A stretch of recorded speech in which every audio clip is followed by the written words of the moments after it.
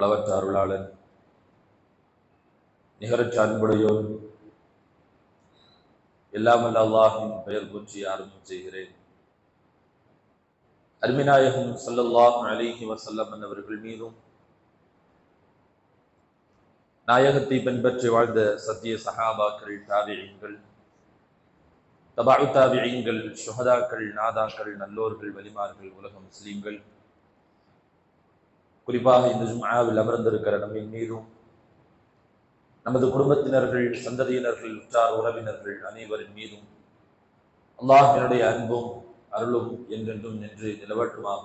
ஆமீன். கண்ணியத்திற்குரிய அல்லாஹ்வின் நல்லடியார்களை, கடந்த சில நாட்களாக இந்தியாவில் உள்ள ஒவ்வொரு குடிமக்களும் மிக அதிகமாய் உச்சரித்துக் கொண்டிருக்கிற வயநாடு நிலச்சரிவு என்கிற அந்த நிலை, அந்த நிகழ்வு எந்த ஒரு கல் நெஞ்சத்தையும் கரைய வைக்கக்கூடிய அளவிற்கு மிக மோசமான ஒரு பேரிடராக நம்முடைய நாட்டிற்கு வந்து சேர்ந்திருக்கிறது. ஒரு முஃமினாக, ஒரு முஸ்லிமாக, மா குத்திர யகூனு, எதை அல்லாஹ் தீர்மானிக்கிறானோ அது வழமை போல் நடந்தே தீரும் என்கிற அந்த ஒரு ஆறுதலோடும் ரப்பினுடைய நாட்டத்தை பொருந்தி கொண்டவர்களாகவும் இந்த நிகழ்வை நாம் பார்க்குகின்றோம். அது சம்பந்தமாக, அதை சார்ந்த விஷயங்களுக்காக நாம் கவலைப்படுகிறோம். அல்லாஹ் சுப்ஹானஹு தஆலா அவனுக்கென்று சில இராதாக்கள், நாட்டங்கள் உண்டு.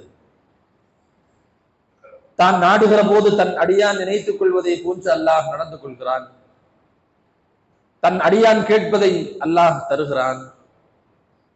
தன் அடியான் பாதுகாப்பு கேட்டுக் கொள்வதை அல்லாஹ் அங்கீகரித்து பாதுகாப்பு வழங்குகிறான்.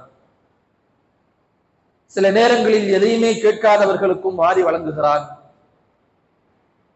அதிகமாய் ரப்பிடத்திலே உரையாடக்கூடியவர்களுக்கு, கேட்கக்கூடியவர்களுக்கு அல்லாஹ் சில நன்மைகளுக்காக வேண்டி தராமல் தடுத்தும் கொள்கிறான்.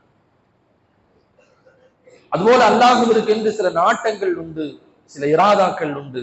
அவன் தனக்கென்று சில திட்டங்களை வைத்திருக்கிறான். அந்த திட்டங்களின் வழியாக உலகத்தின் ஒவ்வொரு காரியங்களையும் அவன் நடைமுறைப்படுத்திக் கொண்டிருக்கிறான். அந்த வரிசையில் இன்றைக்கு வயநாட்டிற்கு ஏற்பட்டிருக்கிற இந்த பாதிப்பு, இந்த நிலச்சரிவு, இதுவும் அல்லாஹ்வினுடைய ஒரு நாட்டம் என்பதை ஒரு முஸ்லிம் தன்னுடைய முதல் சிந்தனையிலேயே விளங்கிக் கொள்ள வேண்டும். பொதுவாகவே ஸல்லல்லாஹு அலைஹி வஸல்லம் அவர்கள் சில நபிமொழிகளில் சொல்லுவார்கள், உங்களுக்கு ஒரு முசீபத்து ஏற்பட்டிருந்தது என்று சொன்னால், நான் இப்படி செய்திருந்தால் அப்படியாக இருக்கும், இப்படி செய்திருந்தால் இது நடக்காமல் பாதுகாத்திருக்கலாம் என்றெல்லாம் நீங்கள் அல்லாஹ்வினுடைய கதாவின் மீது நம்பிக்கை இல்லாமல் புலம்பாதீர்கள் என்று சொன்னார்கள் எம்பெருமானார் ஸல்லல்லாஹு அலைஹி வஸல்லம் அவர்கள். எனவே ரப்பினுடைய நாட்டம், நாம் எதை முயற்சித்த போதிலும், என்ன பாதுகாப்பு அம்சங்களை நாம் ஏற்படுத்திய போதிலும், அல்லாஹ் நாடியதை நடத்த வேண்டும் என்று முடிவு செய்து விட்டால் அவன் ஏதோ ஒரு வழியில் அதை நடத்தி விடுகிறான். அந்த அடிப்படையில் தான் ஏராளமான முன்னறிவிப்புகளை கேரள மாநிலத்திற்கு நாம் தந்திருந்தோம் என்று மத்திய அரசாங்கம், அது சம்பந்தமாக எந்த விதமான அறிவிப்புகளையும் நீங்கள் தெளிவாக எங்களுக்கு சொல்லவில்லை என்று கேரள அரசாங்கம் மாறி மாறி குற்றச்சாட்டுகளை வைத்துக் கொண்ட போதிலும், ஒரு முஃமினுடைய யதார்த்தமான பார்வை, அல்லாஹ் இப்படி நடக்க வேண்டும் என்று தீர்மானித்திருந்தான், அது நடந்திருக்கிறது. அல்லாஹ்வினுடைய எந்த ஒரு நாட்டத்திற்கு முன்னாலேயும் இந்த மனிதனுடைய குறுமதி மண்டியிட்டுத்தான் ஆக வேண்டும் என்பதை அல்லாஹ் ஒவ்வொரு கணங்களிலேயும் ஒவ்வொரு சமயங்களிலேயும் பல்வேறு நிகழ்வுகளின் வாயிலாக அல்லாஹ் நமக்கு உணர்த்தி கொண்டே இருக்கிறார். கண்ணியத்திற்குரியவர்களே, இந்தியாவில் நடைபெற்ற மிகப்பெரிய ஒரு அழிவில் ஒன்று இந்த வயநாடினுடைய அழிவு. ஒரு 3 கிராமங்கள் இருந்த தடமே இல்லாமல் மாறி போயிருக்கிறது. மேப்பாடி, முண்டங்கை, சூரல்மலை என்று சொல்லப்படுகிற 3 கிராமங்கள். அதிகாலை நேரத்தில் எல்லோரும் உறங்கிக் கொண்டிருக்கிற சமயத்தில் நமக்கு என்ன நடக்கிறது என்று புரிந்து கொள்வதற்கு முன்னாலேயே மண்ணுக்குள் புதைந்து போயிருக்கக்கூடிய இந்த சூழல், ஒரு பெரிய பேரிடராக இதை நாம் பார்க்க வேண்டும். ஒரு பேரிடராக இதை மத்திய அரசு அறிவிக்க வேண்டும் என்று தொடர்ந்து கேரள அரசாங்கமும் வலியுறுத்திக் கொண்டு வருவதை இன்றைய காலையினுடைய செய்திகள் வரை நாம் பார்த்துக் கொண்டிருக்கிறோம். ஒரு 3 கிராமங்கள் அடுத்தடுத்து, ஒரு கிராமம் இன்னொரு கிராமத்தின் மீது, அந்த கிராமம் இன்னொரு கிராமத்தின் மீது, தொடர்ந்து 3 கிராமங்கள் அடுத்தடுத்த சரிந்து கீழே ஓடிக்கொண்டிருந்த ஒரு ஆற்றின் மீது விழுந்து, வளமையாக தான் ஓடுகிற அந்த நீர்ப்பாதை தனக்கு அடைபட்டு விட்டதால் எங்கு ஓடுவதென்று தெரியாமல் அங்கும் இங்குமாக ஓட ஆரம்பித்த அந்த ஆறுகள் பல்வேறு கிராமங்களின் வாயிலாக, ஊர்களின் வாயிலாக பெரும் வெள்ள பிரளயத்தை ஏற்படுத்தி ஒரு வெள்ளக்காடாக அந்த இடம் வயநாடே மாறி போயிருக்கிறது என்கிற செய்திகளை எல்லாம் பார்க்கிற போது, இவை அனைத்தும் ரப்பினுடைய நாட்டம், அல்லாஹ்வினுடைய தீர்மானம் என்கிற அந்த நிலைக்கு முதலில் நாம் வர வேண்டும். சுமார் இன்றைய காலையினுடைய செய்தி வரை ஒரு 400க்கும் நெருக்கமாக நிறைய ஷஹீதுகள், நிறைய மையத்துகள் கண்டெடுக்கப்பட்டிருக்கிறது. பெருமானார் ஸல்லல்லாஹு அலைஹி வஸல்லம் அன்னவர்களுடைய நபிமொழியின் அடிப்படையில் இது போன்ற இறப்புகளை சந்திக்கிற, மரணங்களை சந்திக்கக்கூடிய மக்களுக்கும் ஸல்லல்லாஹு அலைஹி வஸல்லம் அவர்கள் ஷஹீதனுடைய அந்தஸ்து கிடைக்கும் என்று நன்மாராயம் சொல்லியிருக்கிறார். ஒருமுறை ஸல்லல்லாஹு அலைஹி வஸல்லம் சஹாபாக்களோடு அமர்ந்திருக்கிற போது சஹாபாக்களிடத்திலே கேட்பார்கள், ஷஹீதுகள் என்று சொன்னால் யார், வீர மரணம் அடைந்தவர்கள் என்று சொன்னால் யார் என்று கேட்பார். அல்லாஹ்வினுடைய தூதர் அவர்கள், யார் போர்க்களத்திலே அல்லாஹ்விற்காக வேண்டி எதிரியை எதிர்த்து நின்று சத்தியத்திற்காக வேண்டி போர் செய்கிற போது அவர் கொல்லப்படுகிறாரோ அவருக்குத்தான் நாம் ஷஹீத் என்று சொல்லுவோம், அவருக்குத்தான் ஷஹீதனுடைய அந்தஸ்து கிடைக்கும் என்று நாம் சொல்லுகிறோம் என்று சஹாபாக்கள் சொன்ன போது, இல்லை இல்லை, அப்படி என்று சொன்னால் என் சமூகத்தில் ஷஹீதுகளுடைய எண்ணிக்கை குறைந்து போய்விடும், என்னுடைய சமுதாயத்தினுடைய ஷஹீதுகளின் எண்ணிக்கை அற்பமானவர்களாக, சொற்பமானவர்களாக போய்விடும். எனவே எவரெல்லாம் தீயில் கரி வஃபாத்தாகி விடுகிறார்களோ அவர்களும் ஷஹீது தான், எவர்கள் நீரிலே மூழ்கடிக்கப்பட்டு வஃபாத்தாகிறார்களோ அவர்களும் ஷஹீது தான், எவர்கள் மண்ணுக்கடியிலே புதைந்து போய் கட்டிட இடுபாடுகளுக்கு இடையிலே சிக்கிக்கொண்டு மரணத்தை தழுவுகிறார்களோ அவர்களும் ஷஹீது தான் என்று பெருமானார் ஸல்லல்லாஹு அலைஹி வஸல்லம் அவர்கள் ஷஹீதுடைய எண்ணிக்கையை இந்த சமூகத்திற்கு அதிகப்படுத்தி சொன்னார்கள். எனவே இன்றைக்கு வஃபாத்தாக இருக்கக்கூடிய, மண்ணில் புதைந்து போய் இருக்கக்கூடிய இந்த ஜனாசாக்கள் எல்லாம் அல்லாஹ்வினுடைய ஃபضலை கொண்டு ஷஹீதனுடைய அந்தஸ்தை பெற்றுக்கொள்வார்கள் என்பதில் எந்த சந்தேகமும் இல்லை என்ற போதிலும், எந்த ஒரு நிகழ்வையும் ஒரு முஃமின் அல்லாஹ் ரசூல் வழிகாட்டிய அந்த ஷரீஅத்தினுடைய பார்வையோடு நாம் பார்க்க வேண்டும். இந்த நிகழ்வின் மூலமாக, இந்த ஒரு பேர் ஆபத்தின் மூலமாக அவர்களுக்கு நாம் செய்ய வேண்டிய காரியங்கள் என்ன, அதே போல நமக்கு நாமே செய்து கொள்ள வேண்டிய காரியங்கள் என்ன என்று 2 வகைகளை நாம் இந்த நேரத்தில் நினைவு கூற வேண்டும். முதலில் உறங்குகிற போது நாளை எழுவோம் என்கிற எண்ணத்தில்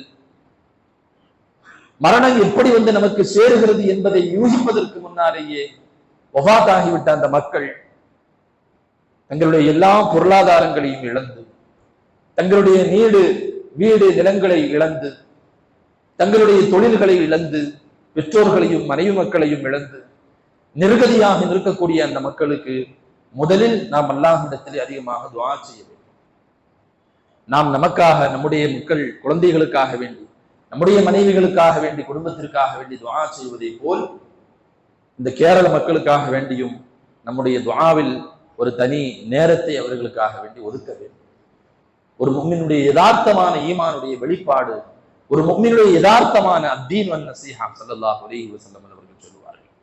ஒரு முஃமினுடைய இந்த அவன் பிடித்திருக்கிற, அவன் சார்ந்திருக்கிற இந்த மார்க்கம், இதனுடைய அடிப்படையே என்னவென்று சொன்னால் அடுத்தவர்களுக்கு நலம் நாட வேண்டும், அடுத்தவர்களுக்கு நல்லதை நினைக்க வேண்டும் என்பதுதான் என்று சொன்னார்கள் ஸல்லல்லாஹு அலைஹி வஸல்லம். எனவே அந்த அடிப்படையில் முதலாவதாக நாம் அந்த மக்களுக்காக வேண்டி அதிகமாக நாம் துஆ செய்ய வேண்டும். நம்மால் முடிந்தவரை அதிகமாக துஆ செய்ய வேண்டும். தஹஜ்ஜுத் தொழக்கூடிய பழக்கம் உள்ளவர்கள் தஹஜ்ஜுதிலே அவர்களுடைய துயரம் நீங்குவதற்காக வேண்டி அதிகமாக துஆ செய்ய வேண்டும்.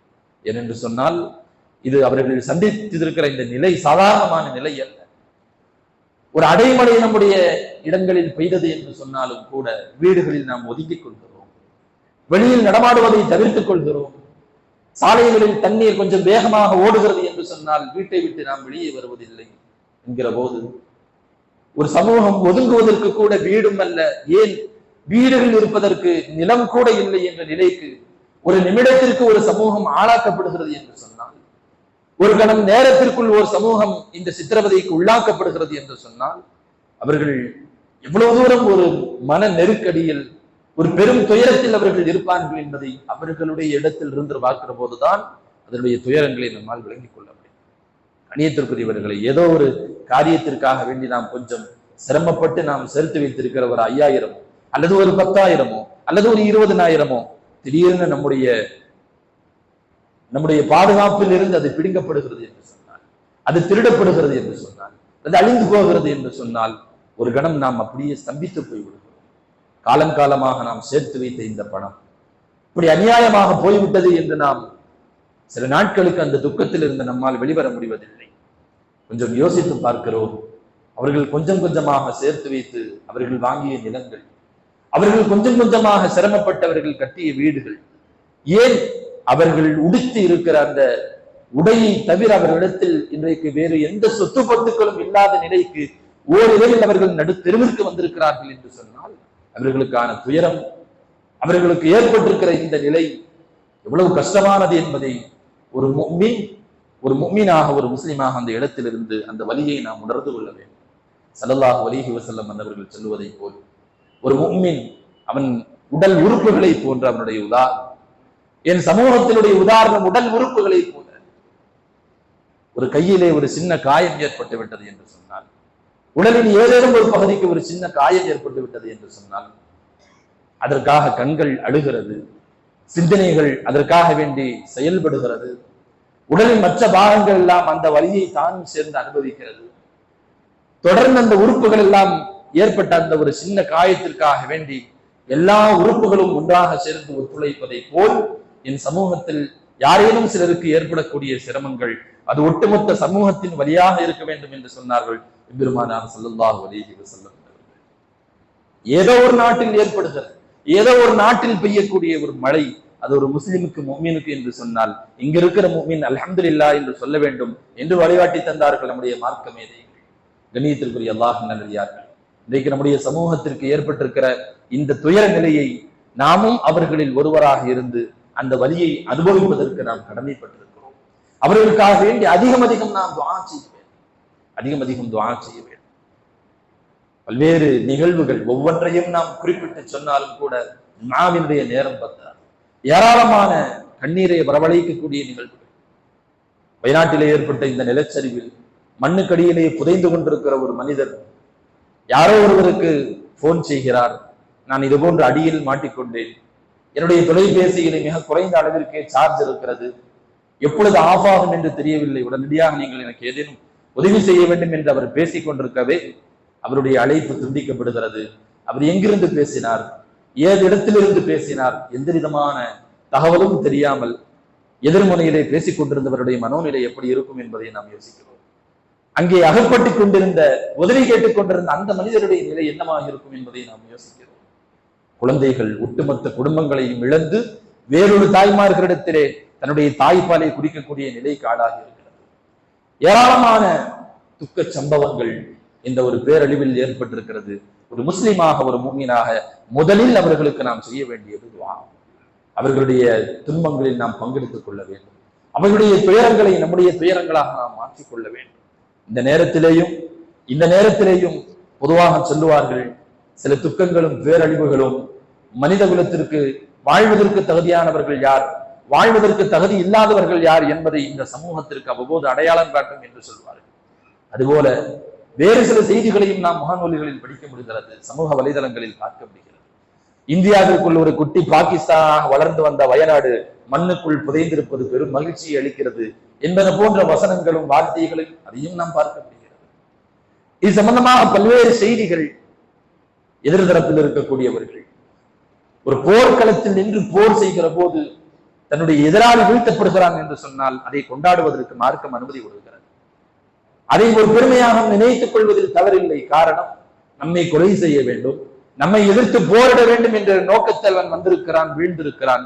எனவே அதை பெருமையாக பேசிக் கொள்வதில், அது சம்பந்தமாக சந்தோஷப்பட்டுக் கொள்வதில் எந்த தவறும் இல்லை என்ற போதிலும், இது போன்ற பேரிடர் காலங்களில் கூட ஒரு சமூகம் உறங்கச் சென்றார்கள், காலையில் எழுவோம் என்கிற நம்பிக்கையில் படுத்தார்கள். நமக்கு என்ன நடக்கிறது என்று யோசிப்பதற்கு முன்னாலேயே அவர்கள் மரணத்தை தழுவி இருக்கிற இது போன்ற நேரங்களிலும் கூட இப்படியும் சில மனித விரோதிகள் இந்த இந்தியாவில் நடமாடிக்கொண்டிருக்கிறார்கள் என்பதையும் நம்மால் பார்க்க முடிகிறது. வேறு விஷயம், கண்ணியத்திற்குரியவர்களே, நாம் இவர்களுக்காக வேண்டி முதலில் அதிகமாக துஆ செய்ய வேண்டும். இரண்டாவது, இவர்களுக்கு தேவையான உதவிகள் தமிழக அரசு உட்பட தமிழகத்தினுடைய பல்வேறு தொண்டு நிறுவனங்கள் தன்னால் முடிந்த உதவிகளை தொடர்ந்து செய்து கொண்டிருக்கிறார்கள். கேரளத்தினுடைய பிரதானமான முஸ்லிம் கட்சிகள் களப்பணியிலே நின்று களமாடி கொண்டிருக்கிறார்கள். ஏராளமான நிவாரணப் பொருட்கள் போய்கொண்டே இருக்கிறது. இன்றைக்கும் கூட அங்கிருந்த சில நபர்கள், தயவு செய்து நீங்கள் உபயோகித்த பழைய பொருட்களை எங்களுக்கு அனுப்பி மீண்டும் எங்களை துயரத்தில் ஆழ்த்த வேண்டாம். எங்களுக்கு இப்பொழுது தேவை உங்களுடைய நிவாரணப் பொருட்களை விட புதைந்து போயிருக்கக்கூடிய மக்களை, அவர்களுடைய சடலங்களை மண்ணிலிருந்து எப்படியாவது முழுமையான முறையிலே எடுத்துவிட வேண்டும் என்பதுதான். எனவே அதற்கு நீங்கள் ஒத்துழைக்க வேண்டும் என்று தொடர்ந்து அங்கிருந்து குரல்கள் வந்து கொண்டிருப்பது, எவ்வளவு சிரமத்தில் இன்றைக்கும் தொடர்ந்து மழை பெய்து கொண்டிருக்கிறது. அந்த மழைக்கு இடையிலே மீட்பு பணிகள் நடைபெற்றுக் கொண்டு வருகிறது. கண்ணியத்திற்குரிய அல்லாஹ் நல்லடியார்களே, எனவே இந்த மீட்பு பணிக்கு பிறகு முகாம்களில் தங்க வைக்கப்பட்டிருக்கக்கூடியவர்களுக்கு நிறைய நிவாரணங்கள் தேவைப்பட இருக்கிறது. எனவே முதலில் மீட்பு பணிகள் முடியட்டும், பிறகு உங்களுடைய நிவாரணங்களை தாராளமாக வழங்குங்கள் என்று வயநாட்டு மக்கள் சொல்லிக் கொண்டிருக்கக்கூடிய செய்திகளையும் நாம் பார்க்கிறோம். இனி வரக்கூடிய காலங்களிலேயும் இன்ஷா அல்லாஹ் அவர்களுக்காக வேண்டி நிவாரணப் பொருட்கள், உதவித்தொகைகள், நிதியுதவிகள் நம்முடைய பள்ளி உட்பட எல்லா இடங்களிலேயும் அதற்கான வசூல்கள் செய்யப்படும் என்று எதிர்பார்க்கப்படுகிறது. கண்ணியத்திற்குரிய அல்லாஹ்வின் நல்லடியார்களே, அவர்களுக்கு நாம் அதிகம் துஆ செய்ய வேண்டும். அவர்களுக்கு தேவையான உதவிகளை, நம்மால் முடிந்த உதவிகளை அவர்களுக்கு நாம் செய்ய வேண்டும். எவன் ஒருவர் ஒரு முஸ்லிமுடைய உலகத்தினுடைய ஒரு சின்ன கஷ்டத்தை நீக்கி வைக்கிறானோ, நாளைய மறுமையில் அந்த முஃமினுடைய ஒரு பெரும் கஷ்டத்தை அல்லாஹ் நீக்கி வைப்பான் என்றார்கள் எம்பெருமானார் ஸல்லல்லாஹு அலைஹி வஸல்லம் அவர்கள். அந்த அடிப்படையில் அவர்களுக்கு நம்மால் முடிந்த உதவிகளை தாராளமாக நாம் செய்ய வேண்டும். இது அவர்களுக்கு நாம் செய்ய வேண்டிய காரியம். இந்த நிகழ்வின் மூலமாக நமக்கு நாம் செய்து கொள்ள வேண்டிய சில காரியங்களும் உண்டு. முதலில் அல்லாஹ்வின் மீது உண்டான அவனுடைய சிபாத்துகள், அவனுடைய குதிரத்துகள், அவனுடைய ஆற்றல் வல்லமையின் மீது ஒரு முழு நம்பிக்கை இந்த சமூகத்திற்கு முதலில் ஏற்பட வேண்டும். அல்லாஹ்வினுடைய ஆற்றலுக்கு முன்னால் உலகத்தின் எப்படிப்பட்ட திட்டங்களும் பாதுகாப்புகளும் ஒன்றுமில்லாமல் போய்விடும் என்பது ஒரு ஈமானிய ஒரு முஸ்லிம்க்கு, ஒரு ஈமானை ஏற்றுக்கொண்டிருக்கிற ஒரு முஸ்லிம்க்கு இதில் பெரும் படிப்பினை இருக்கிறது. எவ்வளவு வசதி வாய்ப்புகள் இருக்கட்டும், எவ்வளவு பெரிய சக்தி மிகுந்த நாடாக இருக்கட்டும், வல்லரசு நாடாக இருக்கட்டும், ரப்பு தீர்மானித்து விட்டால் எல்லோரும் அவன் முன் மண்டியிட்டுத்தான் ஆக வேண்டும் என்பதை அல்லாஹ் மீண்டும் ஒரு முறை உணர்த்தி இருக்கிறார். நம்மால் மழை பெய்யலாம், பெய்யக்கூடும், மழை பெய்வதற்கான வாய்ப்புகள் இருக்கிறது என்று நம்மால் யூகித்து சொல்ல முடியுமே ஒழிய, அல்லாஹ் பருவ காலங்களை அமைத்திருக்கிறார். ஒவ்வொரு வருடமும் பருவ காலங்கள் அதற்கு ஏற்றாற் போல் சுற்றி கொண்டு வருகிறது. அதையெல்லாம் கணக்கெடுத்து வைத்துக் கொண்டு மனிதன் இந்த வருடம் இப்படியெல்லாம் மழை பெய்யலாம் என்று யூகிக்கலாமே ஒழிய, மிக துல்லியமாக தத்ரூபமாக இந்த உலகத்தில் யாரும் மழையை பற்றி உண்டான செய்தியை தந்துவிட முடியாது என்ற குர்ஆனுடைய வசனம் மீண்டும் நிரூபிக்கப்பட்டிருக்கிறது. இன்னல்லாஹ இன்தஹு இல்முஸ் ஸாஅ, கியாமத் நாள் எப்பொழுது வரும் அந்த ரகசியம் என்னிடத்தில் மட்டும்தான் இருக்கிறது என்று அல்லாஹ் சொல்கிறார். இன்னல்லாஹ இன்தஹு இல்முஸ் ஸாஅ வ யுனஸ்ஸிலுல் கைஸ், மழை எங்கு பெய்யும், எப்படி பெய்யும், எவ்வளவு பெய்யும், அதை அல்லாஹ் மட்டும்தான் அறிவான். வ யஅலமு மா ஃபில் அர்ஹாம், கர்ப்பப்பைக்குள் இருக்கக்கூடிய வர இருக்கக்கூடிய குழந்தை ஆனா பெண்ணா, நல்லவனா கெட்டவனா, முஸ்லிமா காஃபிரா, ஆகிரத்தில் ஜெயிக்கிறவனா தோக்கிறவனா என்பது உட்பட அனைத்து செய்திகளையும் அல்லாஹ் தெரிந்தவனாக இருக்கிறான். ஒமா தத்ரி நஃப்சும் மாதா தக்ஸிபு கதா, நாளை என்ன நடக்கும் என்பதை இன்று ஒரு உயிர் இந்த காலத்திலேயும் துல்லியமாக அறிந்து கொள்ள முடியாது. அதே போன்று ஒரு உயிர் எந்த இடத்தில் மரணமாகும் என்பதையும் அவன் அறிந்து கொள்ள முடியாது. இந்த 5 காரியங்கள் என் ரகசியத்தில் கட்டுப்பட்டது என்று அல்லாஹ் அறைகூவல் விடுகிறான். அல்லாஹ் மீண்டும் மீண்டும் அதை நிரூபித்துக் கொண்டிருக்கிறார். சமீபத்தில் துருக்கியில் ஏற்பட்ட பூகம்பங்கள், ஆங்காங்கே நடக்கக்கூடிய, தொடர்ந்து நம்முடைய நாட்டில் அதிகரித்து வரக்கூடிய ரயில் விபத்துகள், வடநாட்டு பக்கங்களில் ஏற்படுகிற ரயில் விபத்துகள், உறங்குகிற போது காலையில் எழுவோம், இன்ன இடத்திற்கு போய் சேருவோம் என்கிற எண்ணத்தில் படுக்கிறோம். ஆனால் உறக்கத்திலேயே என்ன நடக்கிறது என்று தெரிந்து கொள்வதற்கு முன்னாலேயே ஒரு மரணம். கண்ணியத்திற்குரியவர்களே, இது போன்ற திடீர் மரணங்களை விட்டும் நாம் அல்லாஹ்விடத்தில் பாதுகாவல் தேடிக்கொள்ள வேண்டும். முதல்ல அல்லாஹ் மீது, அவருடைய ஆற்றலின் மீது மட்டுமே முழு நம்பிக்கை இருக்க வேண்டும். எந்த நேரத்திலையும் இன்னல்லாஹ பாலிக அம்ரி, அல்லாஹ் தஆலா எந்த காலத்திலேயும் அவன் திட்டத்திலே அவன் ஜெயித்து விடுவான் என்கிறது குர்ஆன். எவ்வளவு அம்சங்கள், எவ்வளவு பாதுகாப்புகள், எவ்வளவு திட்டமிடல்கள் இருந்தாலும் ரப்பு தீர்மானித்து விட்டால் அவன் தீர்மானம் மிகச் சரியாக நடந்தேறும் என்பதை இது போன்ற பேரிடர் காலங்களில் ஒரு முஸ்லிம் முதலில் தன்னுடைய ஈமானை இதை கொண்டு அதிகரித்துக் கொள்ள வேண்டும். அதே போல இரண்டாவது, நம்முடைய மறுமை சார்ந்த சிந்தனைகளை நாம் அதிகப்படுத்திக் கொள்ள வேண்டும். கண்ணியத்திற்குரியவர்களே, ஒரு தௌபா செய்வதற்கான ஒரு அவகாசம் கூட அவர்களுக்கு கிடைக்கவில்லை. அவர்களுடைய பாவங்களை அல்லாஹ் மன்னிப்பதற்கு போதுமானவன். என்ற போதிலும் ஒரு முஃமின் அவகாசம் கிடைக்கிற போது அவன் தௌபா செய்து கொள்ள வேண்டும் என்கிற ஷரீஅத்தினுடைய நிலைப்பாடு, பெருமானாருடைய அந்த வலியுறுத்தல், அது போன்ற அவகாசங்கள் இந்த திடீர் மரணங்களில் இன்றைக்கும் கிடைக்கும். தௌபா இல்லாம மௌத்தா போயிட்டோம்னு சொன்னா அல்லாஹ் மன்னித்து விட்டால் அல்ஹம்துலில்லாஹ். ஒருவேளை அவன் மன்னிக்கவில்லை என்று சொன்னால், அவன் நம்மிடத்தில் தௌபாவை எதிர்பார்க்கிறான் என்று சொன்னால், அந்த அவகாசம் நமக்கு கிடைக்காமல் போய்விடும். அதனால் தான் நம்முடைய சாலிஹீன்கள் சொல்லுவார்கள், ஒவ்வொரு நாளும் உறங்க செல்லுகிற போது அன்று முழுக்க நீ செய்த நன்மைகளுக்காக வேண்டிய ரப்புக்கு நீ நன்றி செலுத்து, அன்று முழுக்க நீ செய்த பாவங்களை எல்லாம் கணக்கு போட்டு ரப்பிடத்திலே அதற்காக நீ தௌபா செய்யாமல் உறங்க வேண்டாம் என்கிறார்கள் நம்முடைய மார்க்கத்திலே. கணியத்திற்குரியவர்களை, எந்த நேரத்தில் நமக்கு மரணம் பிடிக்கும் என்று நம்மால் அறிந்து கொள்ள முடியாது. இன்றைய ஜனாசா ஒரு ஆலிமுடைய ஜனாசா. நேற்றைய தினம் பள்ளி குழந்தைகளை அழைத்து கொண்டு வந்து வீட்டிற்குள் விட்டவுடன் சாய்ந்து விடுகிறார். கணியத்திற்குரியவர்களை யோசித்து பார்க்கிறோம், அடுத்த நிமிடம் நமக்கு என்ன நடக்கும் என்று தெரியவில்லை. அடுத்த நிலை நமக்கு எப்படி மாறப்போகிறது என்று தெரியவில்லை. பெரும் பெரும் பணக்காரர்கள் எல்லாம் நடுத்தெருவிற்கு வந்திருக்கிறார்கள். எனவே இது போன்ற நேரங்களில் நம்முடைய படிப்பினை நமக்கு கிடைத்திருக்கிற, அவர்கள் வர்ணித்து விட்டார்கள், வஃபாத்தாகி விட்டார்கள், அவர்களுக்கான அவகாசம் கிடைக்காமல் போனது. அல்லாஹ் நம்மை இந்த தருணத்தில் உயிரோடு வைத்து அவகாசத்தை கையில் தந்திருக்கிறார். இந்த அவகாசத்தை நாம் பயன்படுத்திக் கொள்ள வேண்டும். அதிகம் தௌபா செய்ய வேண்டும். திடீர் மரணங்கள் தௌபாவிற்கு வழிவிடுவதில்லை. திடீர் மரணங்கள் நாம் வாங்கிய கடன்களை அடைப்பதற்கான அவகாசங்களை தருவதில்லை. திடீர் மரணங்கள் நம்மை சார்ந்திருக்கக்கூடிய பல நபர்கள், நம்மை எதிர்பார்த்திருக்கக்கூடிய பல நபர்களுக்கான வாழ்வாதாரத்தை ஒன்றுமில்லாமல் ஆக்கிவிடுகிறது. திடீர் மரணங்கள் நம்முடைய குடும்பத்தில் கண்ணியமானவர்களை நடுத்தெருவிற்கு கொண்டு வந்து விடுகிறது. திடீர் மரணங்கள், கண்ணியத்திற்குரியவர்களை பேசிக்கொண்டே போகலாம், ஏராளமான பிரச்சனைகளையும் சிக்கல்களையும் திடீர் மரணங்கள் கொண்டு வந்து சேர்க்கும் என்கிற காரணத்தினால்தான் அவ்வப்போது ஸல்லல்லாஹு அலைஹி வஸல்லம் திடீர் மரணங்களை விட்டும் பாதுகாவல் தேடி இருக்கிறார்கள். எனவே இது போன்ற பேரிடர் காலங்களில் நாம் நம்முடைய நிலைகளை கொஞ்சம் பரிசீலனை செய்து கொள்ள வேண்டும். குறிப்பாக ரசூல் ஸல்லல்லாஹு அலைஹி வஸல்லம் அன்னவர்கள் சொன்ன ஒரு ஹதீஸ், அபூ ஹுரைரா ரலியல்லாஹு அன்ஹு அவர்கள் சொல்லுவார்கள், லா தகூமு ஸாஅத்து ஹத்தா யுக்பதல் இல்ம். இல்மு உயர்த்தப்படுகிற வரை, இல்மு உயர்த்தப்படுகிற வரை சஹாபாக்கள் கேட்பார்கள், இல்மு எப்படி உயர்த்தப்படும்? யார்?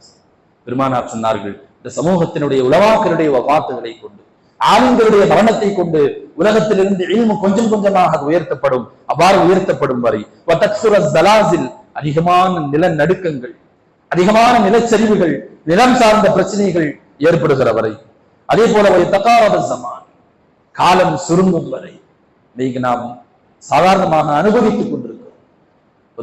ஒரு ஜும்மா இங்கிருந்து பேசுகிறோம், கேட்கிறோம், தொழுகிறோம், கண்ணை மூடி திறப்பதற்குள் அடுத்த ஜும்மா வந்து விடுகிறது. ஒரு மாதம், ஒரு வருடம் என்றெல்லாம் சர்வசாதாரணமாக கடந்து விடுகிற நிலையை பார்க்கிறோம். ஒரு திருமணம் முடிகிறது, அதற்குள்ளாக ஒரு 5 வருடங்கள், அதற்குள்ளாக ஒரு வருடம். ஒவ்வொரு விஷயங்களையும் நாம் பார்க்கிற போது அதுக்குள்ள நேரம் ஆகிருச்சா, அதுக்குள்ள டைம் ஆகிருச்சா, அதுக்குள்ள அடுத்த சனிக்கிழமை வந்து விட்டதா, சம்பளம் கொடுக்கக்கூடியவர்களுக்கு தெரியும், அதுக்குள்ள சனிக்கிழமை வந்துருச்சா. கண்ணியத்திற்குரியவர்களே, ஒவ்வொரு நிலையில் இருக்கக்கூடியவர்களும் நேரங்களை இன்றைக்கு கணக்கு போட ஆரம்பித்திருக்கிறார்கள். பெருமானார் சொன்னார்கள், காலங்கள் சுருங்கும் வரை, அதே போல உலகம் முழுக்க குழப்பங்களும் பிரச்சனைகளும் அதிகரிக்கும் வரை, உலகத்தில் கொலைகள், சொல்லுவார்கள், கொலைகள் அதிகரிக்கும், கொலைகள் அதிகரிக்கும். கொல்லக்கூடியவனும் தான் ஏன் கொள்கிறோம் என்பதை அறிய மாட்டான், தெரிந்து கொள்ள மாட்டான். கொல்லப்படக்கூடியவனும் என்ன காரணத்திற்காக நாம் கொல்லப்படுகிறோம் என்பதை அவனால் அறிந்து கொள்ள முடியாது என்றார்கள். இன்றைக்கு இருக்கக்கூடிய கூலிப்படைகள், பெருமானாருடைய 1400 ஆண்டுகளுக்கு முன்னறிவு, இன்றைக்கு இருக்கிற கூலிப்படைகளை பற்றி பெருமானார் ஸல்லல்லாஹு அலைஹி வஸல்லம் அவர்கள் அன்றைக்கே துல்லியமாக முன்னறிவிப்பு செய்தார்கள். ஒரு காலம் வரும், பணத்தை கொடுத்துட்டோம்னு சொன்னா அவன் வேலை கொலை செய்யறது மட்டும்தான், ஆளை அடையாளம் காட்டிட்டா கொலை பண்ணிட்டு போயிடுவான். எதற்காக அவனை நாம் கொள்கிறோம்? இவனுக்கு எந்த காரணமும் தெரியாது, அதை தெரிந்து கொள்ளவும் அவன் விரும்ப மாட்டான், இவனுக்கு தேவைப்படும். கொல்லப்படக்கூடியவனும் நம்மை கொல்லக்கூடியவர்கள் யார்? எதற்காக கொல்லுகிறார்கள்? எதற்காக இப்படி எல்லாம் நடக்கிறது என்று அவன் யூகிப்பதற்கு முன்னாலேயே அவனுக்கான மரணம் வந்து சேர்ந்து விடுகிறது. இது போன்ற நிலை அதிகரித்து விடும் என்று சொன்னார்கள் ஸல்லல்லாஹு அலைஹி வஸல்லம். அதே போல ஹத்தா யக்ஸர ஃபீக்கும் அல்மால் ஃபயஃபீத, என் சமூகத்திற்கு பொருளாதாரங்கள் திறந்து விடப்படும். சர்வசாதாரணமாக மக்கள் தங்களுடைய பொருளாதாரங்களை எல்லாம் செலவு செய்வார்கள். பணப்புழக்கம் அதிகமாகிவிடும், பொருளாதார புழக்கம் அதிகமாகிவிடும். இது எல்லாம் நடந்து விட்டது என்று சொன்னால் நீங்கள் மறுமை நாளை எதிர்பாருங்கள் என்று எம்பெருமானார் ஸல்லல்லாஹு அலைஹி வஸல்லம் அவர்கள் சொல்கிறார்கள். இன்றைக்கு இங்கே சொல்லப்பட்ட பெருமானார் கூறிய ஒவ்வொரு விஷயங்களும் இன்றைக்கு கண் முன்னால் நடந்து கொண்டிருப்பதை பார்க்கிறோம். மரணங்கள் கொத்து கொத்தாக மரணங்கள் ஏற்படும் என்று வேறொரு நபிமொழி சொல்கிறது. உலகம் முழுக்க பார்க்கிற போது ஏராளமான மரணங்கள். கண்ணியத்திற்குரிய அல்லாஹ் நல்லடியார்களே, மறுமையை நோக்கிய பயணத்தில் மிக வேகமாக நாம் போய் கொண்டிருக்கிறோம். அல்லாஹ் சுப்ஹானஹு வ தஆலா இது போன்ற அழிவுகளை கொண்டு, வேதனைகளை கொண்டு அல்லாஹ் நம்மை லேசாக எச்சரிக்கிறான். நமக்கு ஒரு உணர்வூட்டலை அல்லாஹ் தருகிறான். வமா நுர்சிலு பில் ஆயாத்தி இல்லா தஹ்வீஃபா. அல்லாஹ் சொல்லுகிற வார்த்தை, இந்த உலகத்தில் எந்த அத்தாட்சியையும் வேதனைகளையும் நாம் உங்களை பயமுறுத்துவதற்காக அன்றி நாம் அனுப்புவதில்லை என்கிறான். அல்லாஹ் நமக்கு இன்னொரு நபருக்கு ஏற்படக்கூடிய துயரத்தின் மூலமாக அல்லாஹ் நம்மை பயமுறுத்துகிறான், நம்மை எச்சரிக்கிறான். நீங்கள் விழித்துக் கொள்ளுங்கள், தௌபா செய்து கொள்ளுங்கள், உங்களுடைய கடன்களை அமைப்பதற்குண்டான அடைப்பதற்குண்டான காரியங்களை ஏற்பாடுகளை மும்மரமாக நீங்கள் அதில் செயல்படுங்கள். உங்களுடைய குடும்பம் குட்டிகளுக்கு செய்ய வேண்டிய ஹக்குகளில் மிகச் சரியாக இருங்கள். உங்களுடைய சமூகத்திற்கு நீங்கள் செய்ய வேண்டிய காரியங்கள் நியாயமாக நடந்து கொள்ளுங்கள் என்று அல்லாஹ் ஒவ்வொருவரையும் உணர்த்துவதற்காக வேண்டித்தான் இது போன்ற வேதனைகளை நாம் இறக்கி வைக்கிறோம் என்று ரப்பு சுப்ஹானஹு வ தஆலா குர்ஆனிலே குறிப்பிடுகிறார். எல்லாம் வல்ல ரப்பு சுப்ஹானஹு வ தஆலா இந்த வயநாடு மக்களுக்கு ஏற்பட்டிருக்கிற இந்த துயரத்தை அல்லாஹ் வெகு விரைவில் அதை நீக்கி அவர்களுடைய இயல்பு வாழ்க்கையை அல்லாஹ் சுப்ஹானஹு வ தஆலா அழகாக்கி தந்தருள்வானா. இந்த அழிவிற்கு முன்னுண்டான வாழ்க்கையை விட இந்த அழிவிற்கு பின்னுண்டான இந்த வாழ்க்கையை அல்லாஹ் அவர்களுக்கு அழகாக்கி தந்தருள்வானா, சிறந்ததாக ஆக்கி தந்தருள்வானா. எந்த துயரத்தை அவர்கள் அடைந்தார்களோ அதை விட சிறந்த கூலியை அல்லாஹ் அவர்களுக்கு தந்தருள்வானாக. ஷஹீதாக விட்ட அந்த ஷஹீதுகளுக்கு அல்லாஹ் சுப்ஹானஹு வ தஆலா ஜன்னத்துல் ஃபிர்தௌஸ் என்ற உயர்ந்த சுவனத்தை நசீபாக்கி தந்தருள்வானாக. இந்த பேரிடர் காலங்களில் தன்னுடைய எந்த விதமான ஆதாயங்களையும் சுயநலமும் இல்லாமல் இதில் களப்பணியாற்றி கொண்டிருக்கக்கூடிய எல்லா மக்களுக்கும் அல்லாஹ் நீண்ட ஆயுளையும் நிறைவான ஆஃபியத்தையும் அல்லாஹ் தந்தருள்வானாக.